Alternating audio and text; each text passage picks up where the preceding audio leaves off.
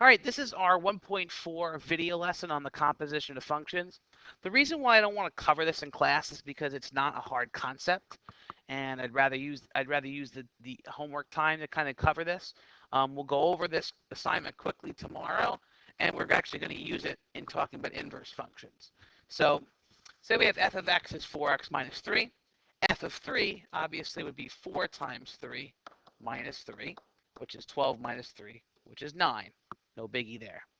Now, the idea of a composition is essentially that you're going to use the answer to this question to now plug into another function. So we're going to use the 9 for x in g of x. So we're going to find g of 9, or essentially g of the answer of the previous function. And this would be 3 times 9 plus 1, which is 28. Okay? And what I did was an example of a composition of two functions. So if we kind of thought about this in terms of what happened, 3, okay, we started off with x equals 3, and f ate 3 to produce 9. And then that answer was the input to g, and g of 9 was 28. Okay? So now we're going to compute f of g of 3. So down here, if you look, I have 3 sitting around, and now g is going to eat 3 and produce an answer. G of 3 is going to give us an answer, and then f is going to come along and eat that function. Eat that answer. So watch how this is going to work. So as you would work with parentheses, you're going to work inside out. So g of 3, well, what is g of 3? G of 3, okay, g of 3 is 3 times 3 plus 1. And 3 times 3 is 9, plus 1 is 10. So now g of 3 is 10. Now f gets to eat 10. Okay? So f of 10, well, f of x was 4x minus 3. So f of 10 would be 4 times 10 minus 3, which is 37. So order definitely matters here. Notice, when f got to eat the 3 first, our final answer was 28. When g got to eat the 3 first, our answer was 37. So those are two completely different answers. And so really you can think of the operation of composition of functions as not being commutative, meaning that you cannot switch the order and get the same answer. Just another way to kind of notate, this notation is equal to this. So I kind of think of this as a lunch line. X is sitting around getting ready to be eaten, and f and g are functions on a lunch line. Okay? G is closer, so he gets to eat x first.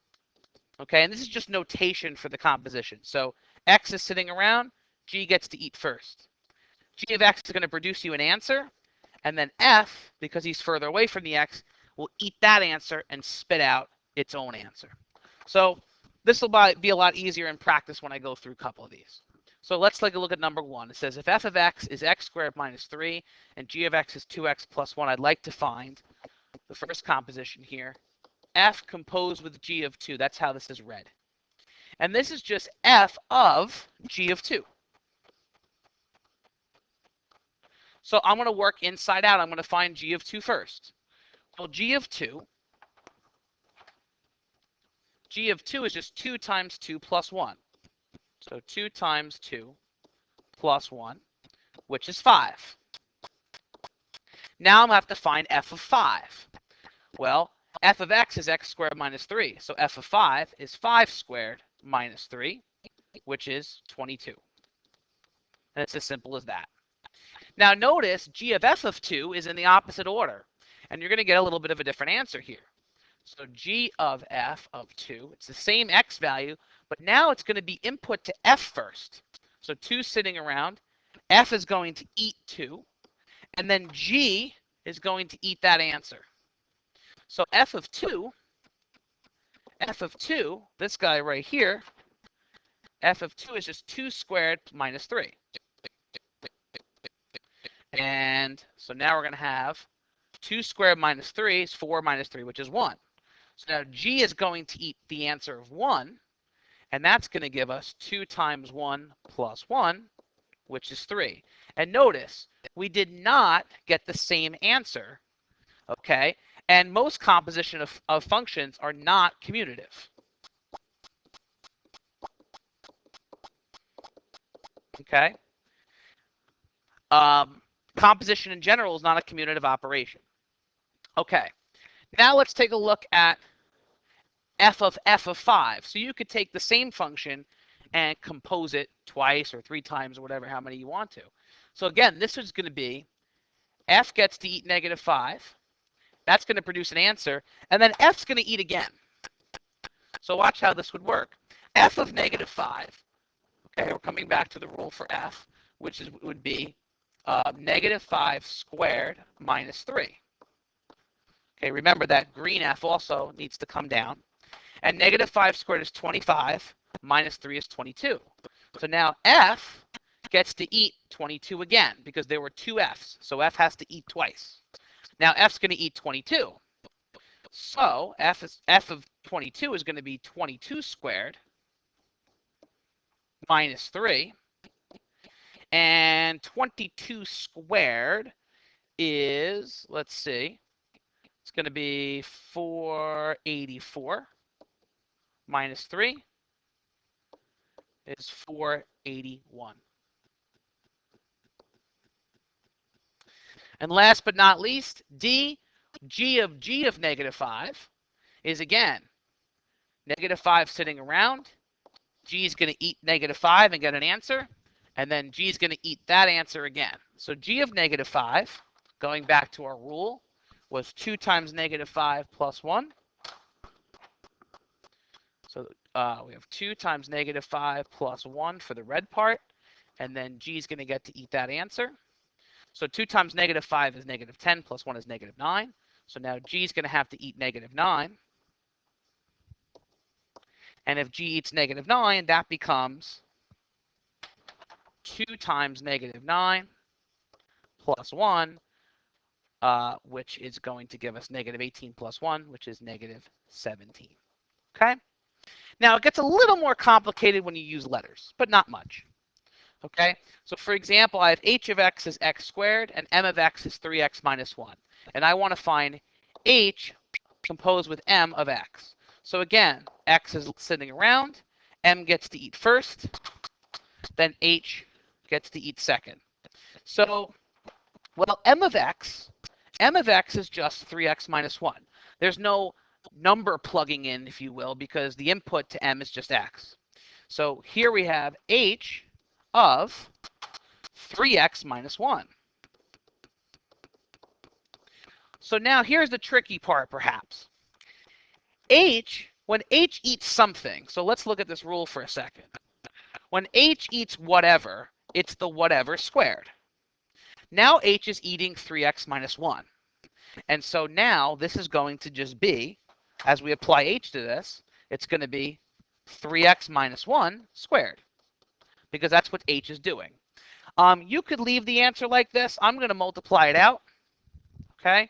So I have 3x minus 1 times itself. And here we can distribute 3x times 3x is 9x squared. 3x times negative 1 is negative 3x. Negative 1 times 3x is negative 3x. Negative 1 times negative 1 is positive 1. And so we get 9x squared minus 6x plus 1 by the end.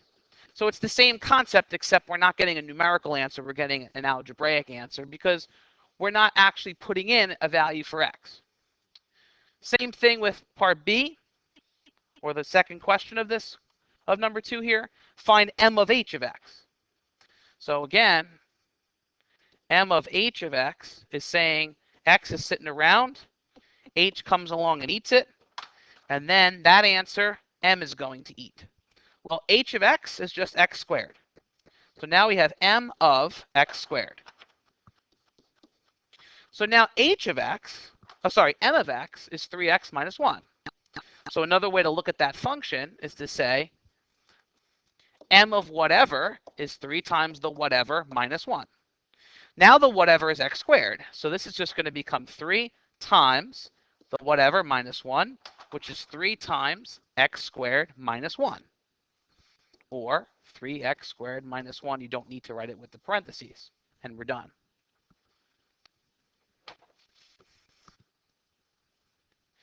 I am going to skip to number 4. You can definitely do number 3 for practice, but I'm going to skip to number 4 because it's a little more difficult. So number 4 says you have t of x is x squared plus 2x plus 1. H of x is 4x plus 1. I want to find t composed with h of x. So again, x is sitting around, h comes along and eats x, and then that answer is going to be eaten by t. So now let's take a look. H of x is just 4x minus 1, plus 1. So t now has to eat 4x plus 1. Again, looking at how t is written, basically this says t of whatever is the whatever squared plus 2 times the whatever plus 1. So now we have to basically apply that, I'll call it a shell, if you will, of a function. So t of 4x plus 1 is going to be the 4x plus 1, the whatever squared, plus 2 times the whatever plus 1. So what's going in parentheses now is that 4x plus 1. Okay, and we can distribute all of this out. It gets kind of messy, but we'll do it anyway. 4x plus 1 times itself, plus 2 times 4x plus 1 plus 1. So this is going to be 16x squared. I'm going to do this in my head a little bit. Plus 4x plus 1 plus 8x plus 2 plus 1. And this is just all very tedious algebra. So 16x squared plus 8x plus 1 plus 8x plus 3, if you will. I could have combined these all at once. I guess it made it a little easier. 16x squared plus 16x plus 4. Okay, and we can do the composition the other way also. I may want to find h of t of x, like in part B. So part B says we would like to find h of t of x. So h of t of x. Again, x is sitting around. T gets to eat first. He's closer. Then h will come along and eat the result. So t of x was x squared plus 2x plus 1. And now h of x is just, if you think of what it, h of whatever is 4 times the whatever plus 1. So now I'm looking at this as being 4 times the whatever plus 1. And the whatever in this case is x squared plus 2x plus 1. Whoops. Sorry. Plus 1. And so this becomes 8x squared plus 8x plus 4 plus 1. And you distribute the 4. And so this becomes 8x squared plus 8x plus 5.